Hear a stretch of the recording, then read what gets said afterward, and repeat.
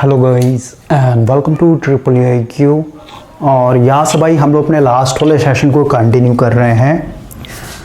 Last वाले session में हम लोगों ने 3 फेज़ इंडक्शन मोटर को कंप्लीट कर लिया था। आज के सेशन में हम लोग न्यू चैप्टर को स्टार्ट कर रहे हैं भाई। यह आपका चैप्टर नंबर 21, जिसमें हम लोग सिंगल फेज़ मोटर के बारे में स्टडी करेंगे। और आज के सेशन में हम लोग question number 1 to question number 13 तक कंप्लीट कर लेंगे। MCQs को स्टार्ट करने से पहले यहाँ पे एक बैकग्राउंड फ्रेम बना करके दे रहा हूँ भाई मैं आपको। सिंगल फेज इंडक्शन मोटर में हम लोग क्या क्या एक तरीके से स्टडी करते हैं, और सिंगल फेज को स्टडी करने से पहले भाई एक सीक्वेंस फॉलो करना होता है अगर आप इस वाले पोर्शन को डिटेल में समझना चाहते हैं। ऑलरेडी जब हम लोगों ने इलेक्ट्रिकल मशीन के MCQs को स्टार्ट किया था तो ये सीक्वेंस मैंने आपको प्रोवाइड किया था भाई। जब भी आप मशीन स्टार्ट करेंगे तो सबसे पहले मशीन में हम लोग को पढ़ना होता है ट्रांसफार्मर, ठीक है। उसके बाद फिर हम लोग पढ़ते हैं DC मशीन। DC मशीन एक बार समझ जाएंगे तो ओवरऑल फिर हम लोग पढ़ते हैं 3 फेज मशीन। 3 फेज मशीन के अंदर हम लोग पढ़ेंगे भाई, सबसे पहला हो गया 3 फेज इंडक्शन मशीन, जिसके अंदर आपका 3 फेज इंडक्शन मोटर और 3 फेज इंडक्शन जनरेटर आ जाता है। उसके बाद हम लोग पढ़ते हैं 3 फेज सिंक्रोनस मशीन, जिसके अंदर आपका आ जाएगा 3 फेज सिंक्रोनस जनरेटर और 3 फेज सिंक्रोनस मोटर। और जब आप 3 फेज को कवर कर लेंगे तब लास्ट में हम लोग पढ़ते हैं एक तरीके से सिंगल फेज मोटर। और सिंगल फेज मोटर जब भी आप पढ़ेंगे तो इसके अंदर हम लोग को 2 मोटर पढ़ना होता है भाई। एक तो हो गया आपका सिंगल फेज इंडक्शन मोटर और दूसरा हो गया आपका सिंगल फेज सिंक्रोनस मोटर। और ये सिंगल फेज सिंक्रोनस मोटर जो है ये स्पेशल मोटर के अंदर कंसीडर किया जाता है।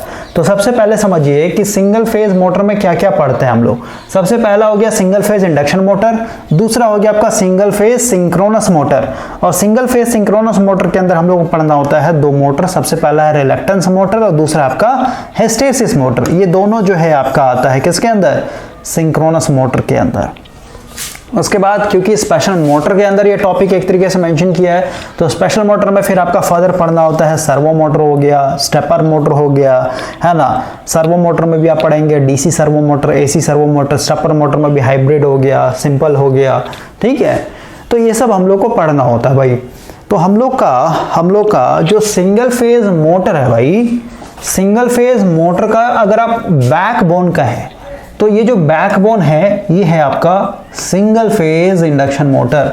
क्योंकि सिंगल फेज इंडक्शन मोटर को अगर आप समझ जाएंगे या फिर ये कैसे एक तरीके से वर्क करता है इसको अगर आप समझ जाएंगे भाई तो आपको फिर ये स्पेशल मोटर के अंदर दिक्कत नहीं होगा। Reluctance motor, hysteresis motor, servo motor, stepper motor ऐसे क्लियर हो जाएगा आपका। ओके, तो सिंगल फेज इंडक्शन मोटर को अगर आपको समझना है तो इससे पहले आपका क्लियर हो जाना चाहिए क्या, 3 फेज इंडक्शन मोटर या फिर कहिए 3 फेज मशीन का पूरा कॉन्सेप्ट। अगर आप 3 फेज इंडक्शन मोटर भी एक तरीके से पढ़ करके इसको पढ़ेंगे तो दिक्कत नहीं होगा, समझ में आ जाएगा आपको। और जिनका ये पूरा कॉन्सेप्ट नहीं है भाई क्लियर या फिर डाउट रहता है, क्योंकि ये दिखने में लगता है इजी है लेकिन जब आप कॉन्सेप्ट समझेंगे ना तो दिमाग खराब हो जाएगा। क्योंकि वहां पे आप लोग मिस्टेक क्या करते हैं कि 3 फेज पढ़ते नहीं है, डायरेक्ट आप सिंगल फेज पे आ जाते हैं। तो भाई ये क्लियर नहीं होगा तो ये भी क्लियर नहीं होगा। ओके, तो ऑलरेडी हम लोगों ने 3 फेज कवर कर लिया है।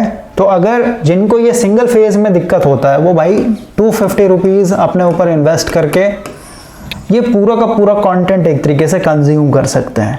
इसमें टोटल आपको 13 लेक्चर्स मिलेंगे। 13 लेक्चर्स कहने का मतलब क्या, टोटल जो है आपका 11 आवर्स का, ठीक है, 11.5 घंटे का आप मान के चलिए, 11 आवर्स 30 मिनट का पूरा आपका ये कॉन्सेप्ट है।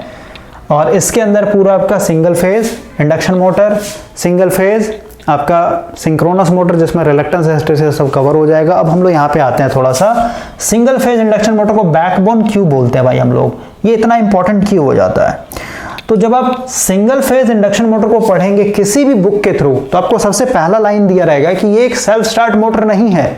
जब आप 3 फेज इंडक्शन मोटर पढ़ रहे थे तो वो आपका सेल्फ स्टार्ट था, क्योंकि जैसे आप 3 फेज सप्लाई दे रहे थे स्टेटर के अंदर तो आपका रोटेटिंग मैग्नेटिक फील्ड सेटअप हो रहा था। और वो रोटेटिंग मैग्नेटिक फील्ड क्या था, एक तरीके से NS के स्पीड से घूम रहा था।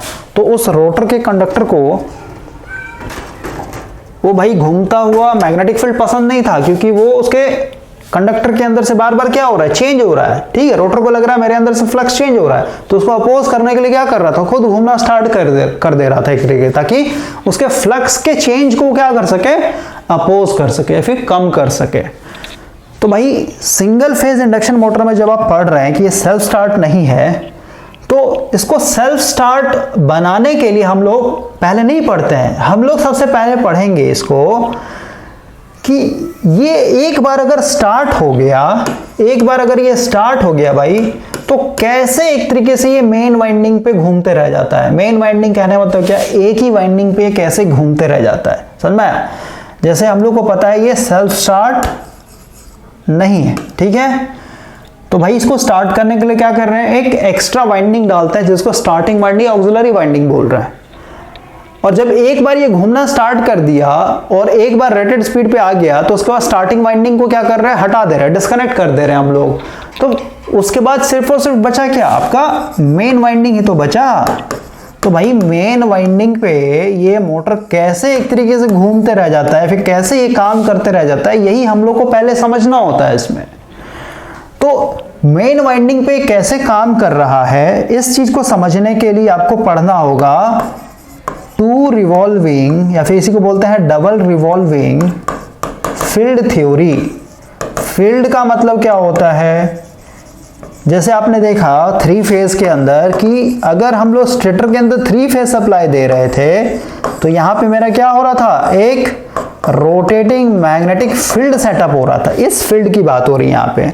फील्ड मतलब क्या, रोटेटिंग मैग्नेटिक फील्ड जैसे सेटअप हो रहा था ना, उसी तरीके से भाई इस सिंगल फेज इंडक्शन मोटर के अंदर जब आप मेन वाइंडिंग पे देख रहे हैं, मेन वाइंडिंग कहने का मतलब क्या, कुछ इस तरीके का एक वाइंडिंग होगा इसके अंदर, है ना। तो इसके अंदर हम लोग क्या दे रहे हैं, सिंगल फेज ही सप्लाई दे रहे हैं ना, अभी वाइंडिंग भी समझाऊंगा मैं आपको।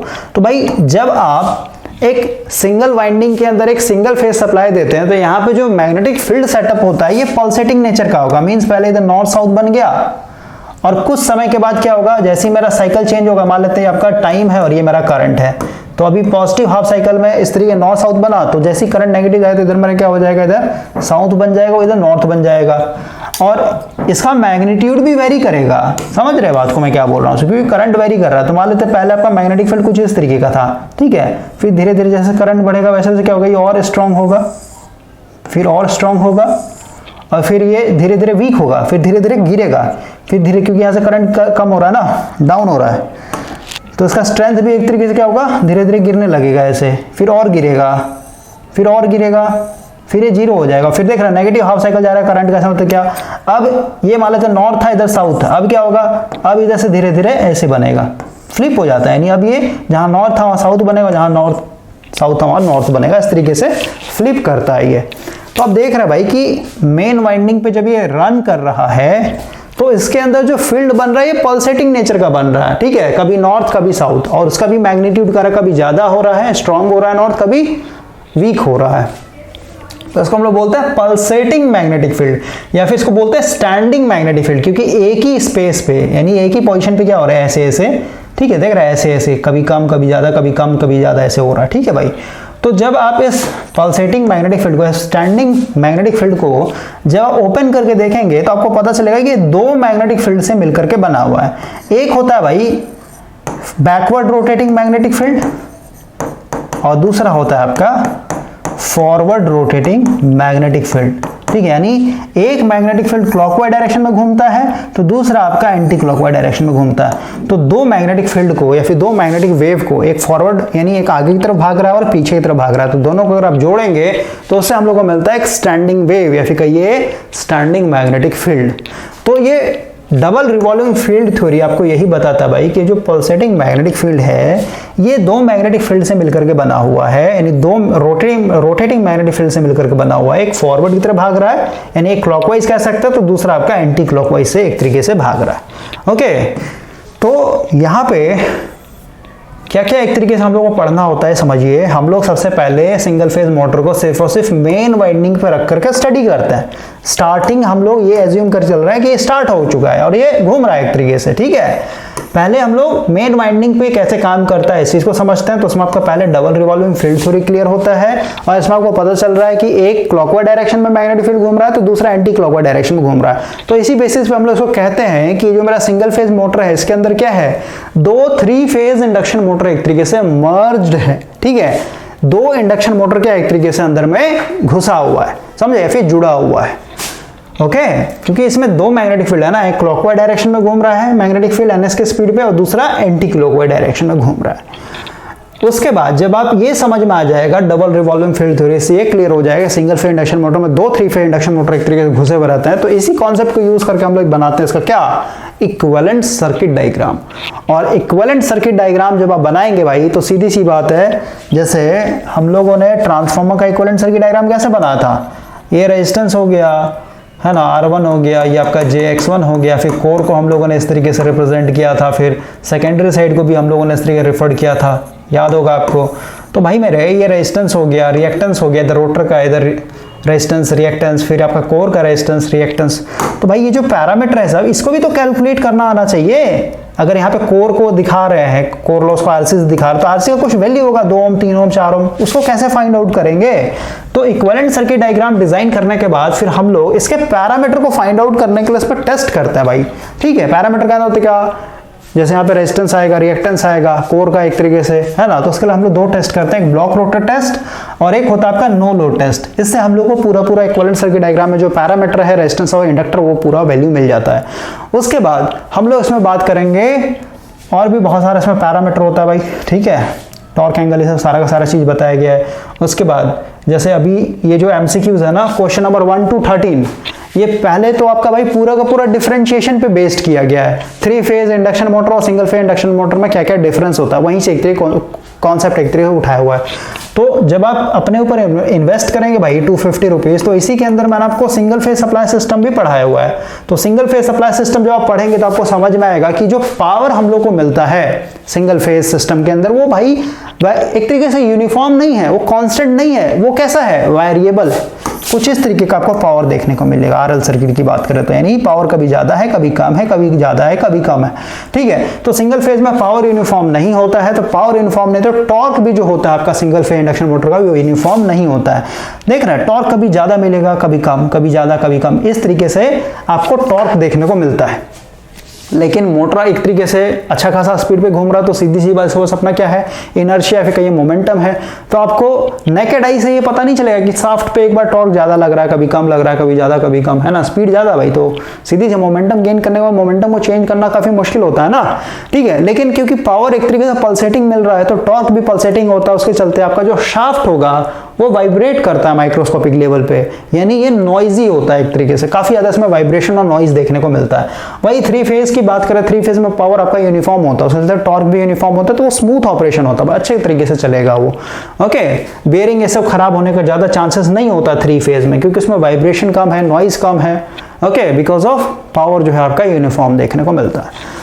ये सब पढ़ने के बाद फिर हम लोग पढ़ते हैं कॉन्सेप्ट ऑफ सेल्फ स्टार्ट। इसको सेल्फ स्टार्ट कैसे बनाया जाए, ये तो हम लोग को पता चल गया कि ये मेन वाइंडिंग पे एक तरीके से काम करेगा, अच्छे तरीके से काम करेगा, लेकिन भाई इसको सेल्फ स्टार्ट भी तो बनाना है। तो सेल्फ स्टार्ट बनाने के लिए हम लोग फिर पढ़ते हैं क्या, स्प्लिट फेज मेथड। यानी ये जो मेरा सिंगल फेज मोटर है इसको मैं क्या कर दूं, 2 फेज मोटर में कन्वर्ट कर दूं। तो 2 फेज मोटर में कन्वर्ट करने का हम लोग क्या करेंगे, इसके अंदर एक और वाइंडिंग डालते हैं जिसको हम लोग स्टार्टिंग वाइंडिंग बोलते हैं।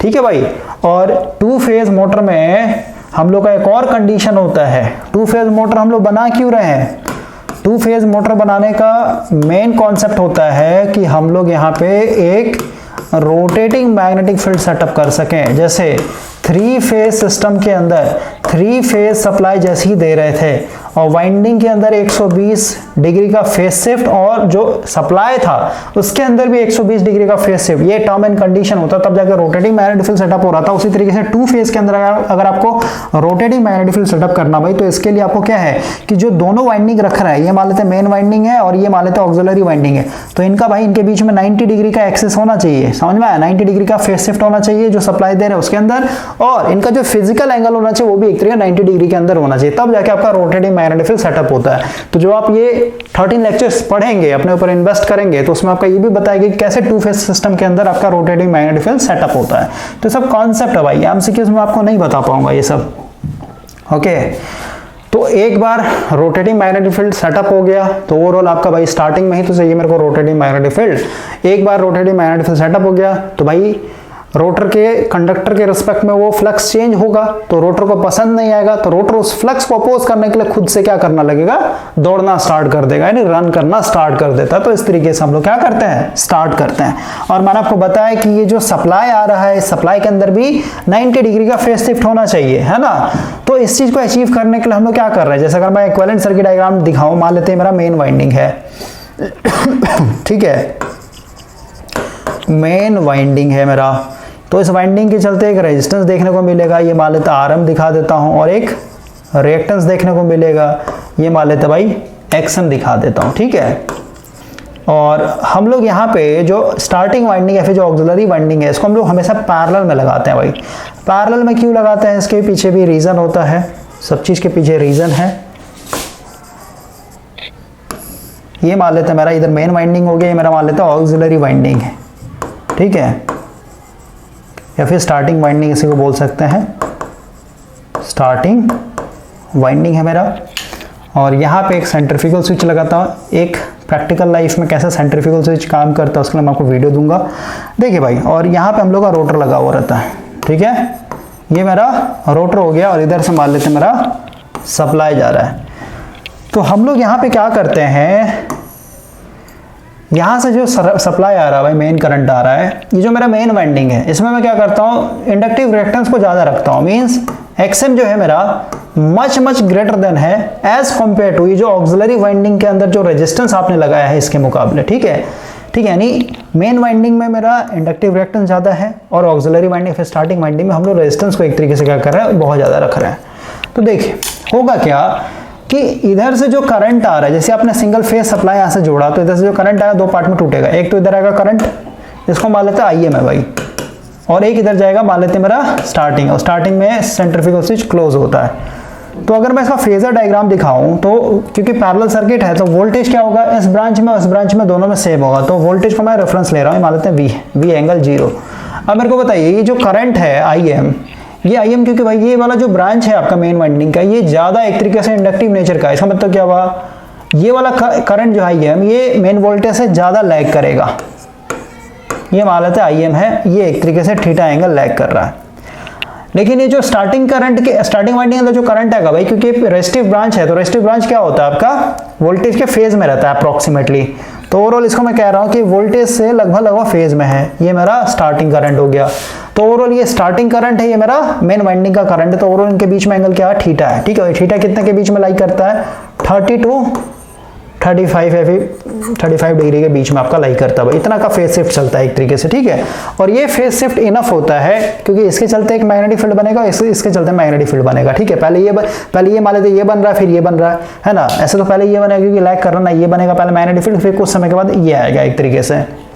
और 3 फेज के अंदर मैंने आपको ऑलरेडी बताया था जिसमें आपका मैक्सिमम आता है, वही एक तरीके से ओवरऑल मैग्नेटिक फील्ड को डिसाइड करता है। तो पहले इसमें मैक्सिमम आएगा तो ओवरऑल फ्लक्स ऐसे मान लेते हैं इस डायरेक्शन में, फिर कुछ समय के बाद यानी थीटा डिग्री के बाद आपका इसमें आएगा तो फ्लक्स आपका ऐसे आ जाएगा, है ना।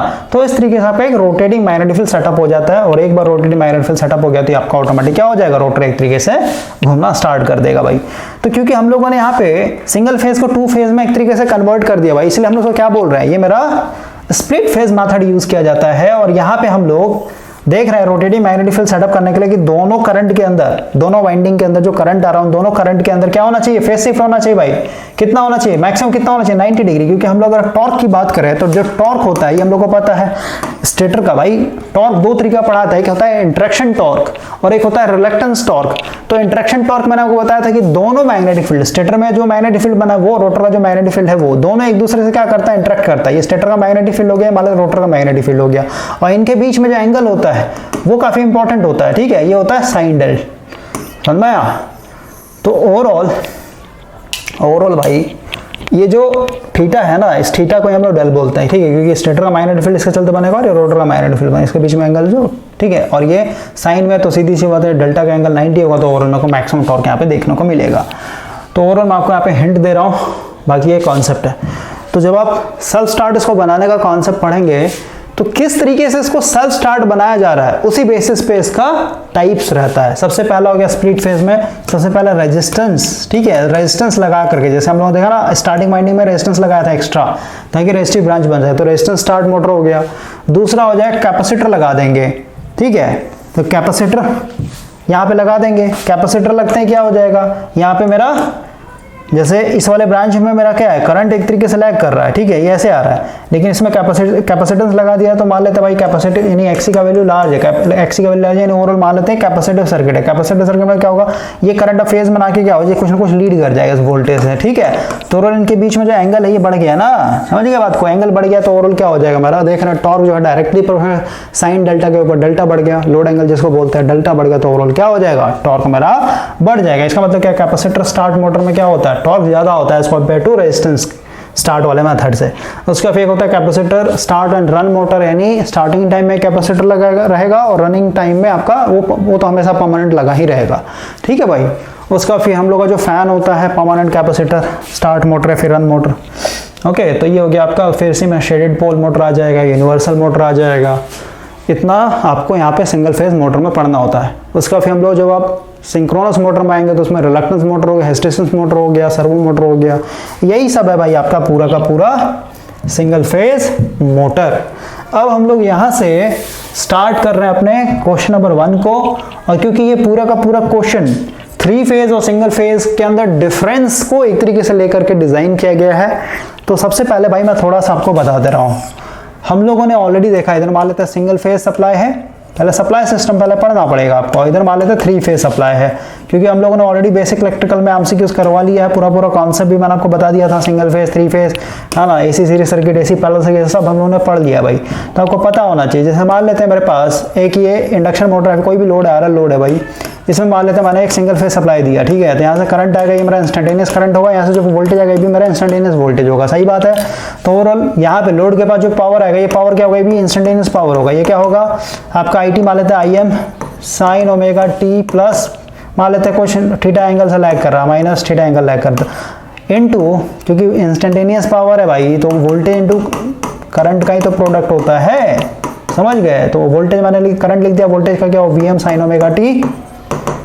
ओमेगा टी मान लेते हैं प्लस अल्फा एंगल, कुछ भी एंगल हो सकता है, दोनों को मल्टीप्लाई करेंगे तो ओवरऑल जो आपका इंस्टेंटेनियस पावर देखने को मिलेगा, इसमें क्या देखने को मिलेगा, एक होगा आपका VM IM डिवाइडेड बाय 2, एक होता है यहाँ पे cos थीटा भी माइनस थीटा, यानी ओवरऑल ये पावर फैक्टर होता है भाई, ठीक है, माइनस VM IM डिवाइडेड 2, और यहाँ पे क्या होगा cos 2 ओमेगा टी, यानी डबल फ्रीक्वेंसी से ऑसिलेट करता है, तो ओवरऑल ये मेरा एक कांस्टेंट पावर होता है, ठीक है, एक कांस्टेंट पावर देखने को मिलता है, मान लो टाइम है, तो ये भाई ये जो कंपोनेंट है मेरे को कांस्टेंट पावर दे रहा है एक तरीके से, ठीक है, और एक आपका इसी के अंदर माइनस, ठीक है, यहाँ पे एक वेरिएबल कंपोनेंट होता है, वेरिएबल कंपोनेंट होता है कुछ इस तरीके से वेरी करेगा, फ्लक्चुएट करते रहता है, ठीक है। तो ओवरऑल दोनों का अगर आप रिजल्ट देखेंगे तो ओवरऑल मेरे को यहाँ पे जो इंस्टेंटेनियस पावर देखने को मिलेगा ये वेरिएबल देखने को मिलता है, समझ में आया। या फिर ऐसे नहीं समझ में आ रहा तो ऐसे भी दिखा सकते हैं कि मान लेते हैं मेरा वोल्टेज का मैं रेफरेंस ले रहा हूँ, तो ये मेरा साइनसॉइडल वोल्टेज है, हो गया इंस्टेंटेनियस वोल्टेज, ठीक है भाई, और करंट मान लेते हैं कुछ लीड कर रहा है, तो कुछ इस तरीके मान लेते हैं मेरा करंट है, तो ओवरऑल वोल्टेज यानी इंस्टेंटेनियस करंट और इंस्टेंटेनियस वोल्टेज को मल्टीप्लाई करेंगे तो पावर भी मेरे को यहाँ पे मिल जाएगा, इंस्टेंटेनियस पावर, तो 0 पे यानी पावर मेरा यहीं से स्टार्ट होगा, तो पावर भी एक तरीके से इसी तरीके से क्या होता है भाई, फ्लक्चुएशन देखने को मिलता है। तो सिंगल फेज में आपका जो पावर है वो फ्लक्चुएट करता है, 3 फेज में आपका पावर जो होता है यूनिफॉर्म होता है, इस चीज को आपको दिमाग में घुसा लेना भाई। अब पहला क्वेश्चन देखिए क्या बोल रहा है, बाकी जो हम लोग को कॉन्सेप्ट का नीड होगा क्वेश्चन के हिसाब से हम वहां पे मैनेज करेंगे। पहला क्वेश्चन देखिए क्या बोल रहा है कि सिंगल फेज इंडक्शन मोटर होता है, उसमें लोग कौन सा रोटर एक तरीके से यूज करते हैं सबसे ज्यादा। तो भाई देखिए 3 फेज इंडक्शन मोटर हम लोगों ने ऑलरेडी पढ़ा है, वहां पे मैंने आपको बताया था कि 3 फेज में 2 तरीके का रोटर यूज होता है, एक हो गया आपका स्क्वायरल केज, ठीक है, और एक हो गया आपका वाउंड, या फिर इसी को हम लोग क्योंकि इस पर स्लिप लगा रहे थे ताकि एक्सटर्नल रोटर रेजिस्टेंस एक तरीके ऐड कर सकें, है ना, तो स्लिप रिंग रोटर होता है। रोटर के कंस्ट्रक्शन के बेसिस पे आपका क्या था, एक स्क्वायरल केज इंडक्शन मोटर था और एक आपका वाउंड रोटर इंडक्शन मोटर था, फिर स्लिप रिंग इंडक्शन मोटर था।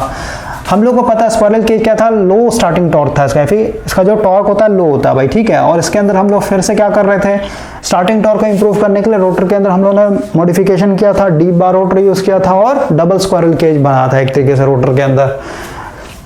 तो सिंगल फेज इंडक्शन मोटर की अगर बात करें भाई, तो ये 5 किलोवाट तक, ठीक है, अप टू 5 किलोवाट तक ही हम लोग डिजाइन करते हैं। तो जो पावर रेटिंग है 5 किलोवाट, ये काफी छोटा है एक तरीके से। तो अगर आप एचपी में कन्वर्ट करें तो एचपी कहने का मतलब क्या, 746, ठीक है, 746 वॉट इक्वल टू होता है 1 एचपी। तो 5000 पे निकाल लीजिए कितना हो जाएगा आपका, इतना वॉट पे इतना, तो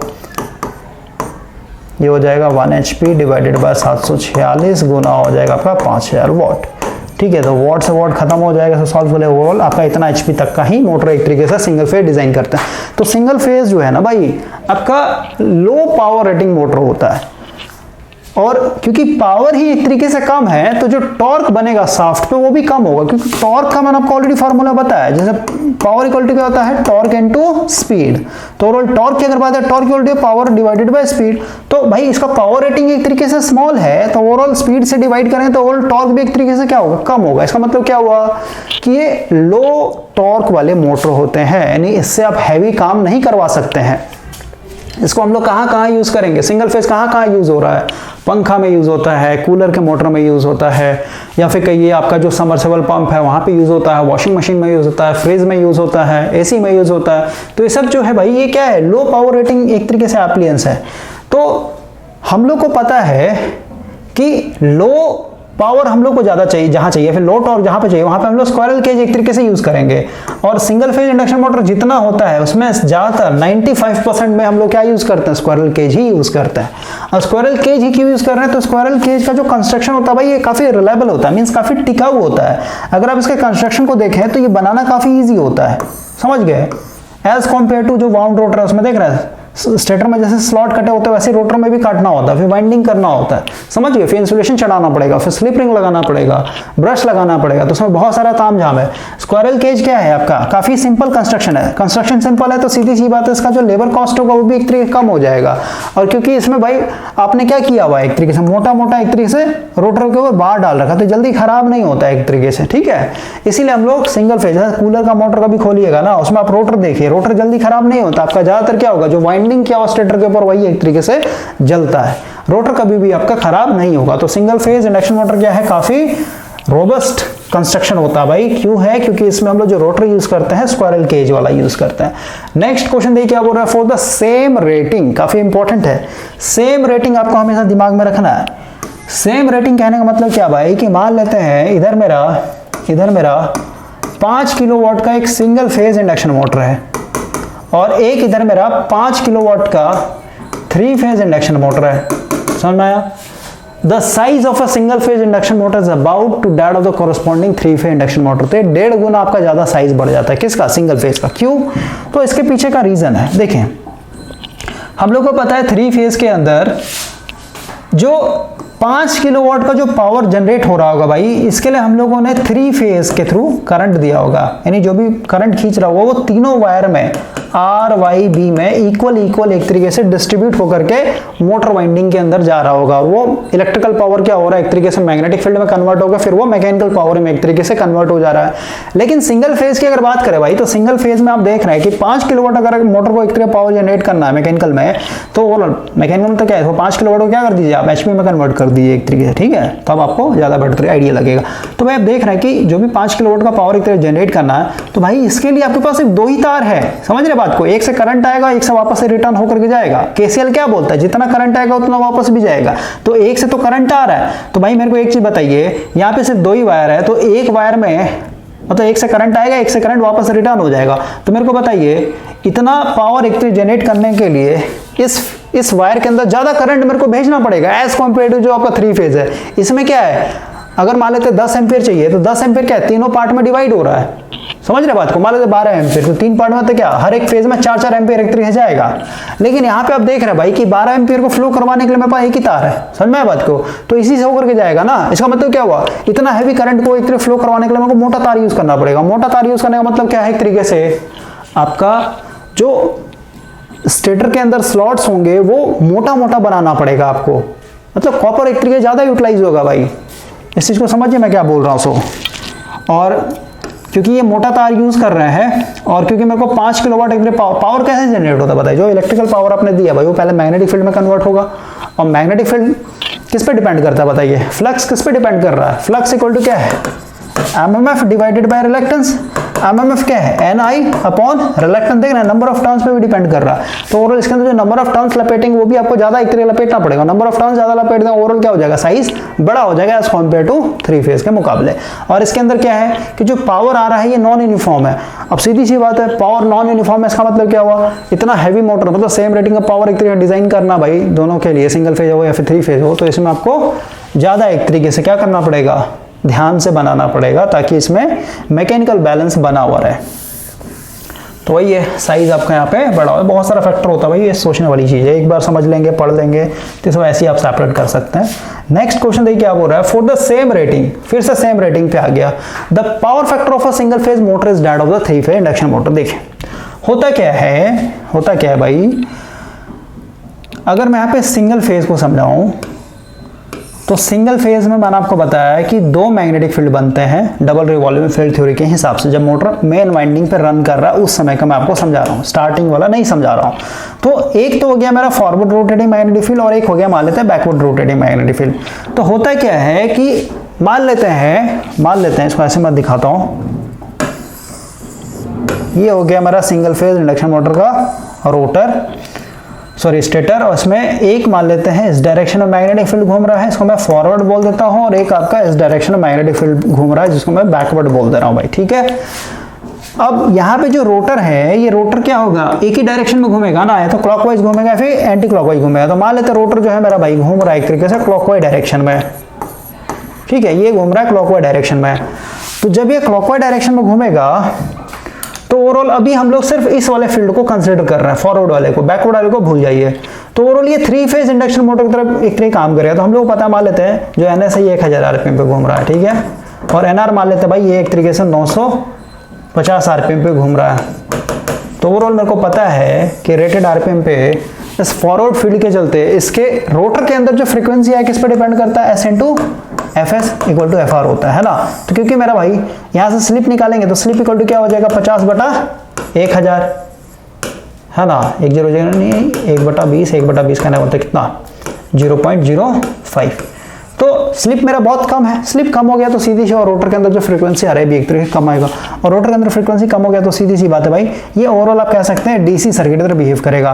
या फिर कहिए रोटर के अंदर फ्रीक्वेंसी बहुत कम है तो ओवरऑल इसके चलते जो रोटर का रिएक्टेंस आएगा ये भी स्लिप पे डिपेंड करता है, ये भी क्या होगा, बहुत कम देखने को मिलेगा। यानी रोटर जो है इंडक्टिव नेचर का जो बिहेवियर होगा बहुत कम होगा भाई। क्लियर हो गया, यानी ओवरऑल ये रेजिस्टिव नेचर का बिहेव करेगा, फिर डीसी सर्किट तरह एज्यूम कर सकते हैं आप। कब, जब आपने फॉरवर्ड फील्ड को कंसीडर किया है। अब सेकंड केस में हम लोग आते हैं बैकवर्ड फील्ड को अगर कंसीडर करें तो आप देख रहे हैं कि रोटर तो मेरा इस डायरेक्शन में घूम रहा है, कोई दिक्कत नहीं, रोटर भाई मेरा ओवरऑल इस डायरेक्शन में घूम रहा है, लेकिन इस बार मैं क्या कर रहा हूं, इस बैकवर्ड रोटेटिंग मैग्नेटिक फील्ड को एक तरीके से लेकर के चल रहा हूं। तो होगा क्या, क्योंकि रोटर इस डायरेक्शन में घूम रहा है और एनएस इसके जस्ट अपोजिट डायरेक्शन में घूम रहा है, तो यहाँ पे जो स्लिप आएगा, स्लिप इक्वल टू क्या होता है, NS minus NR upon NS, ठीक है। तो दोनों के लिए रोटर का जो स्पीड है वो तो सेम है, मतलब जो डायरेक्शन है जो आपने फर्स्ट केस में लिया वही है, सेकंड केस में वही है, लेकिन यहाँ पे देख रहे हैं स्टेटर का जो मैग्नेटिक फील्ड का स्पीड है वो अपोजिट है, यानी यहाँ पे एनएस मेरे को माइनस में लेना पड़ेगा, माइनस, और ये हो जाएगा एनआर अपॉन एनएस। तो और यहाँ पे जो स्लिप निकाली गई है 2 -s आता है भाई, डायरेक्ट मैं बता रहा हूँ, ठीक है। बैकवर्ड के चलते जो आपका स्लिप आएगा वो 2 -s होता है, जहाँ पे एस क्या है, ये फॉरवर्ड रोटेटिंग मैग्नेटिक फील्ड के चलते जो स्लिप आया है वो। तो ओवरऑल जो स्लिप का वैल्यू होता है 2 -s मान लेते हैं, यहाँ पे जो एस आया है 50 हर्ट्ज के हिसाब से 0.05 है ना भाई। रोटर फ्रीक्वेंसी कितना आएगा बताइए, यहाँ पे फ्रीक्वेंसी निकालिए ना, एस कितना है 0.05 इंटू एफ एस मान लेते 50 हर्ट्ज पे आप ऑपरेट कर रहे हैं। तो ओवरऑल कितना हो जाएगा, 100 नीचे आ जाएगा यानी 2, और ये हो जाएगा यानी 2.5 हर्ट्ज आया था, ठीक है। कब, जब आपने फॉरवर्ड रोटेटिंग मैग्नेटिक फील्ड लेकर के चला। अब जब बैकवर्ड लेके चलेंगे तो आप स्लिप कितना है 2 -s, ठीक है, और एस का वैल्यू कितना है 0.05। तो यहाँ पे जब आप रोटर का फ्रीक्वेंसी निकालेंगे क्या होता है, एस इंटू आपका एफ एस। तो एस का वैल्यू कितना है 2 माइनस एस का वैल्यू 0.05 इंटू यहाँ पे हो जाएगा 50 हर्ट्ज। तो यहाँ पे जब आप फ्रीक्वेंसी निकालेंगे भाई, थोड़ा कैलसी कर लेते हैं यहाँ पे, देखिए यहाँ पे सॉल्व भी कर लेता हूँ। 2.00.05, 10 में से 5 गया, 5 बचेगा, ये 9 हो जाएगा, ठीक है, और ये हो जाएगा 1, यानी हो जाएगा 1.95 इंटू 50। इसको 100 कर लेते नीचे, 2 बार में चला जाएगा, 195 को आधा कर लीजिए, यानी कितना हो जाएगा आपका ये, मतलब ओवरऑल मान के चलिए भाई 100 हर्ट्ज आएगा। तो आप देख रहे हैं कि जब आप बैकवर्ड रोटेटिंग मैग्नेटिक फील्ड देख रहे हैं विथ रिस्पेक्ट टू रोटर, तो यहाँ पे स्लिप जो है कितना आ गया 2 - उस हिसाब से रोटर फ्रीक्वेंसी जब आपने निकाला तो 100 हर्ट्ज आ गया। और 100 हर्ट्ज मतलब क्या, बहुत हैवी फ्रीक्वेंसी है रोटर के अंदर भाई। इसके अंदर जो EMF इंड्यूस्ड हुआ बैकवर्ड रोटेटिंग मैग्नेटिक फील्ड के चलते, इसका जो फ्रीक्वेंसी काफी ज्यादा है। इसका मतलब क्या, यहाँ पे जो इंडक्टिव रिएक्टेंस देखने को मिले, लार्ज देखने को मिले, इसके चलते जो आपका ओवरऑल जो पावर फैक्टर होगा वो काफी पुअर हो जाएगा। एक तो ये मेथड हो गया, बिल्कुल ओपन करके मैंने आपको समझाया। एक और मेथड होता है भाई, लेकिन वही अगर आप 3 फेज की बात करें, 3 फेज में आपका बैकवर्ड रोटेटिंग मैग्नेटिक फील्ड नहीं होता भाई, ठीक है। इसीलिए वहां पे क्या है, एक तरीके से पावर फैक्टर आपका अच्छा होता है as compare to single phase, क्योंकि इसमें 2 फील्ड को हम लोगों को कंसीडर करके चलना होता है। या फिर आप ऐसे भी समझ सकते हैं, ऐसे भी समझ सकते हैं भाई। इसके लिए मैं डायरेक्ट आता हूँ क्वेश्चन नंबर 5 पे। क्वेश्चन नंबर 5 काफी कॉन्सेप्चुअल है। देखिए क्या बोल रहा है, ज्यादातर जो सिंगल फेज इंडक्शन मोटर है कितने पोल के मशीन्स होते हैं, तो ज्यादातर हम लोग 4 पोल पे डिजाइन करते हैं भाई। 4 पोल पे क्यों डिजाइन करते हैं ये पहले समझा दूंगा, उसके बाद इसी में ये भी समझा दूंगा कैसे पावर फैक्टर एक तरीके से आपका हम लोग का डिपेंड करता है। पावर फैक्टर कैसे एक तरीके से सिंगल फेज इंडक्शन मोटर का पूरा होता है। देखिए मैं यहाँ पे एज्यूम करके चल रहा हूँ कि आपको theta electrical degree and theta mechanical degree का कॉन्सेप्ट पता है, ठीक है। तो अभी मैं यहाँ पे 2 पोल लेकर के चल रहा हूँ। तो 2 पोल में आपको पता है भाई, मान लेते हैं स्टेटर में यहाँ पे नॉर्थ है या साउथ है, और 3 फेज की बात कर लेते हैं। यहाँ पे 3 फेज यानी इसमें 3 फेज सप्लाई दिया, तो NS 2 पोल बना नॉर्थ एंड साउथ, और एक घूमना स्टार्ट कर दिया। तो भाई 2 पोल जब आप लेके चलेंगे तो आपको पता होना चाहिए कि 2 पोल में जो थीटा इलेक्ट्रिकल और थीटा मैकेनिकल जो होता है ये आपस में क्या होता है, बराबर होता है, ठीक है। यानी 1 रिवॉल्यूशन के लिए दोनों का वैल्यू 360 डिग्री होगा। तो ओवरऑल अगर हम लोग यहाँ पे देखें, इस नॉर्थ से साउथ के बीच का डिस्टेंस देखें भाई, क्योंकि आधा डिस्टेंस का मतलब नॉर्थ से साउथ के बीच में जो डिस्टेंस होगा कितना होगा, इलेक्ट्रिकल डिग्री की बात करें फिर मैकेनिकल डिग्री की बात करें, दोनों के लिए कितना हो जाएगा, 180 डिग्री होगा। और यहाँ पे मैकेनिकल डिग्री का मतलब होता है फिजिकल एंगल, रियल लाइफ में दोनों के बीच में डिस्टेंस कितना है।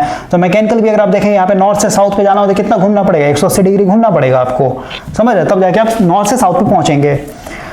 और वही अगर मैं यहाँ पे 4 पोल की बात करूं, 4 पोल, तो 4 पोल में क्या होता है भाई, 4 पोल में क्या होगा, ये मान लेते हैं भाई आपका 3 फेज सप्लाई, यहाँ पे नॉर्थ, यहाँ पे साउथ, यहाँ पे नॉर्थ, यहाँ पे साउथ। तो अगर आप यहाँ पे देखेंगे तो नॉर्थ से साउथ यानी 2 एडजेसेंट पोल के बीच में जो डिस्टेंस होगा, कौन सा डिस्टेंस, फिजिकल डिस्टेंस, यानी मैकेनिकल डिग्री की बात कर रहे हैं। इलेक्ट्रिकल डिग्री तो आपका हमेशा 180 होगा ही होगा, ठीक है। यहां से यहां तक की बात करें तो अब ये सिर्फ और सिर्फ कितना 90 डिग्री ही देखने को मिलेगा।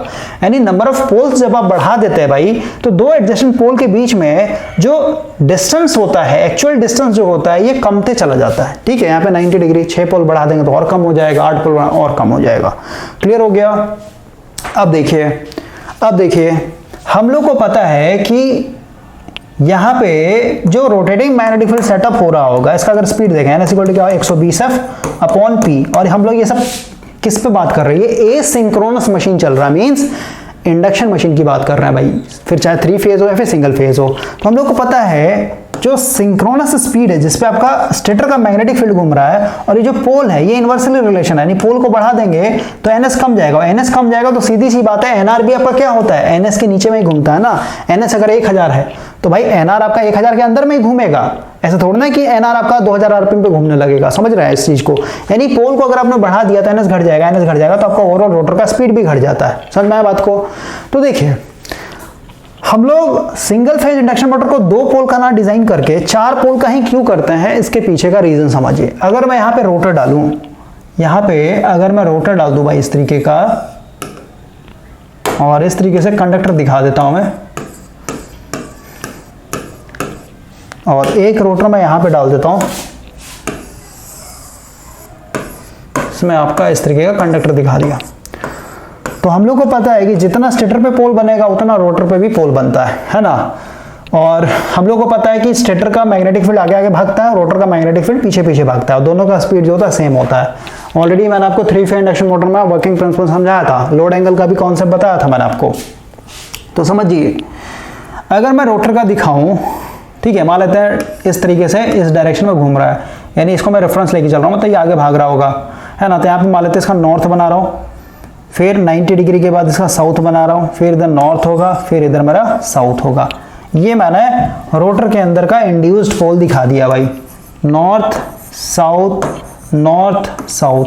तो ये स्टेटर का साउथ पोल आगे भाग रहा है, रोटर का आपका पीछे पीछे भाग रहा है, दोनों का जो स्पीड होता है वो सेम होता है, ठीक है। स्टेटर का मैग्नेटिक फील्ड का स्पीड और रोटर का दोनों का सेम होता है भाई, ठीक है। तभी तो मेरा लोड एंगल यानी दोनों स्टेटर और मैग्नेटिक फील्ड के बीच का जो है वो कांस्टेंट रहेगा, जिसको डेल्टा बोलते हैं, ये कांस्टेंट रहता है इनके बीच का एंगल।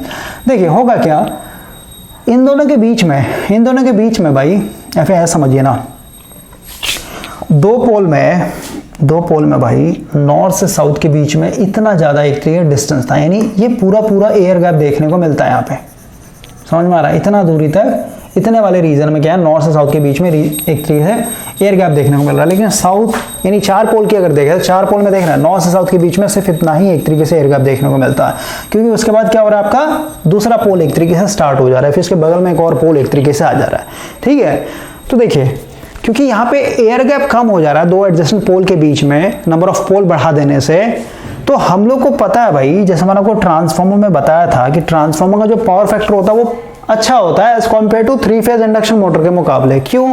क्योंकि ट्रांसफार्मर में जो प्राइमरी में जो फ्लक्स सेटअप हुआ था भाई, ये सेकेंडरी के साथ कैसे लिंक हो रहा था, आपने यहाँ पे एक फेरोमैग्नेटिक पाथ एक तरीके से प्रोवाइड किया होता है, क्योंकि लोअर इलेक्ट्रॉन्स पाथ प्रोवाइड किया हुआ था, तो ओवरऑल आपका प्राइमरी का फ्लक्स सेकेंडरी तक इजिली पहुंच जा रहा था, है ना। और क्योंकि लोअर रिलक्टेंस पाथ दिया हुआ है, तो लोअर रिलक्टेंस पाथ में अगर आपको फ्लक्स अच्छा खासा मेंटेन करना है, फिर बनाना है, तो आपको कम मैग्नेटिक फील्ड में यानी कम मैग्नेटाइजिंग करंट में क्या हो जाएगा, ये फ्लक्स अच्छा खासा बन जाता है। लेकिन इंडक्शन मशीन में क्या था, एयर गैप आ जा रहा था स्टेटर और रोटर के बीच में, तो स्टेटर का मैग्नेटिक फील्ड रोटर यानी सेकेंडरी वाइंडिंग लिंक करने के लिए क्या करना पड़ेगा, इस एयर गैप को एक तरीके से पार करके जाना पड़ेगा, एयर गैप से होकर के जाना पड़ेगा। इसका मतलब क्या हुआ, रिलक्टेंस बढ़ गया। इसका मतलब क्या हो गया कि अब आपको उस फ्लक्स को बनाने के लिए ज्यादा मैग्नेटाइजिंग करंट देना पड़ेगा, और ज्यादा मैग्नेटाइजिंग करंट देंगे जिसके चलते आपका फ्लक्स वो सेटअप हो रहा है भाई।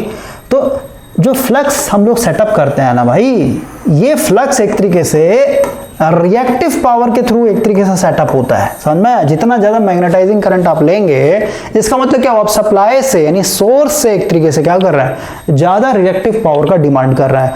और रिएक्टिव पावर अगर आपने ज्यादा डिमांड कर दिया तो भाई पावर फैक्टर आपका ऑटोमेटिक कम जाएगा, क्योंकि मेरे को पता है जो एपरेंट पावर है, ये एपरेंट पावर क्या है, एक तरीके से active power plus reactive power का एक तरीके से सम होता है।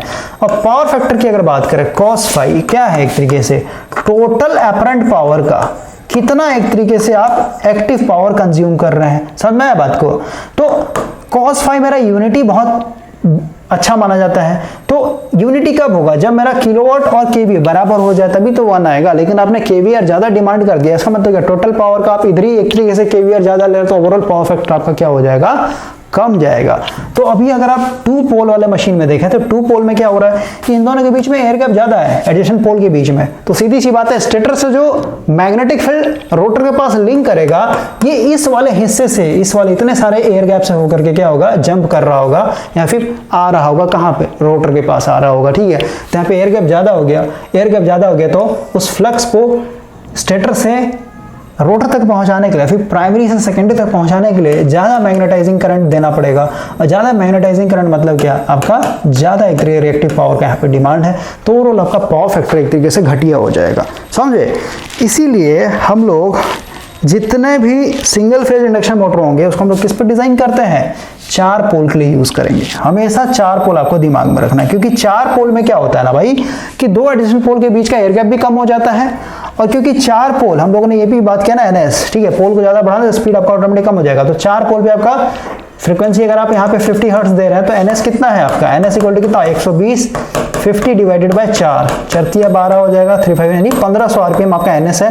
तो ओवरऑल आपका एनआर जो होगा 1450 से फिर 1400 आरपीएम पे एक तरीके घूमेगा। तो इतना स्पीड मेरे लिए काफी होता है भाई, ठीक है, किसी भी काम को एक तरीके से करने के लिए। तो इस तरीके से आपको सोचना भाई। तो पावर फैक्टर क्यों पुअर होता है ये मैंने आपको समझा दिया, पोल के हिसाब से भी, और जो हम लोग का डबल रिवॉल्विंग फील्ड थ्योरी एक तरीके से आ रहा था सिंगल फेज मोटर के अंदर, उसके थ्रू भी, इसलिए हम लोग का पावर फैक्टर क्या है, पुअर हो जाता है। नेक्स्ट क्वेश्चन देखिए क्या बोल रहा है, क्वेश्चन नंबर 4, ठीक है, तो इसका ऑलवेज लेस देन हो जाएगा as compare to 3 phase induction motor. Next question, for the same rating the efficiency of a single phase induction motor is. अब यहाँ पे सेम रेटिंग मतलब क्या, फिर से 3 फेज ले लीजिए, वो भी 5 किलोवाट का, सिंगल फेज भी मेरा 5 किलोवाट का है। तो देखिए होगा क्या भाई, कि आप देख रहे हैं कि अगर दोनों केस में 3 फेज और इधर आपका सिंगल फेज, दोनों केस में अगर 5 किलोवाट का एक तरीके से मान लेते हैं पावर जनरेट करना है, 5 किलोवाट को भाई आप सीधे मैकेनिकल पावर यानी एचपी में कन्वर्ट करके आप सोच सकते हैं। तो अभी जस्ट बताया भाई कि 5 किलोवाट पावर जनरेट करने के लिए मान लेते हैं भाई 12 एम्पियर का करंट का डिमांड है, तो 12 एम्पियर जो होगा तीनों फेज में डिवाइड हो जाएगा, ये 4 एम्पियर, ये 4 एम्पियर और ये 4 एम्पियर लेकर के एक तरीके से क्या कर रहा होगा, आपके स्टेटर में सप्लाई जा रहा होगा, यानी पर फेज करंट आपका कम हो चुका है। लेकिन यहाँ पे देख रहे हैं सिंगल फेज में आपका 12 का 12 एम्पियर क्या हो रहा होगा, एक ही फेज से जा रहा है, यानी एक ही वायर से जा रहा होगा। और क्योंकि इसके अंदर जो रेजिस्टेंस होगा वाइंडिंग के चलते भाई, क्योंकि करंट ज्यादा है तो सीधी सी बात है I2R लॉस जो होगा इसका ये बहुत ज्यादा देखने को मिलेगा एज कंपेयर टू इसके अंदर जो पर फेज के अंदर जो I2 होगा। I2 का मतलब क्या है, यहाँ पे सिर्फ 4 का ही स्क्वायर होगा और जो भी रेजिस्टेंस होगा पर फेज के हिसाब से, ठीक है। तो इन तीनों फेज को मिला करके जो I2R लॉस देखने को मिलेगा as compare to single phase में सिर्फ एक वाइंडिंग के चलते जो आपका I2R लॉस होगा, क्योंकि पूरा का पूरा हैवी करंट क्या हो रहा है, एक ही वायर से होकर जा रहा है, तो उसमें आपका I2R लॉस ज्यादा होता है as compare to same rating अगर आपके पास 3 फेज इंडक्शन मशीन हो उसके मुकाबले। क्लियर हो गया। तो ओवरऑल I2R लॉस ज्यादा होगा तो कॉपर लॉस ज्यादा देखने को मिलेगा, कॉपर लॉस ज्यादा है तो एफिशिएंसी का आपका एक तरीके से काफी ज्यादा असर देखने को मिलेगा।